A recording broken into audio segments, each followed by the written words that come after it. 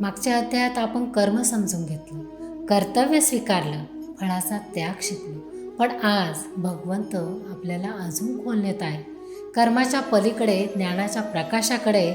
हा योग नवीन नाही, पण आपण विसरला आहोत. आज माऊलींच्या कृपेने आपण पुन्हा तो आठवणार आहोत. कर्मातून ज्ञानाकडे आणि ज्ञानाकडून मुक्तीकडे हा प्रवास चालू होतो. ज्ञान हवं असेल तर गुरुकडे जा, अहंकाराने नाही, विनम्रतेने. माऊली सांगतात, गुरु म्हणजे चालती बोलती गीता, ज्ञानासारखं जीवनात पवित्र काही नाही. ते सर्व पाप जाळतं जसं अग्नी लाकूड जाळतं. अर्जुना, तुझ्या मनात संशय आहे, तोच तुझा शत्रू आहे.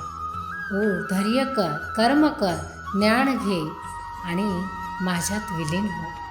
देवा, आज मला कळलंय, कर्म फक्त बाहेरचं नव्हतं, ते मनात होतं. ज्ञान फक्त शब्द नव्हते, ती जागृती होती. संशय माझा शत्रू होता आणि गुरुकृपा माझं रक्षण.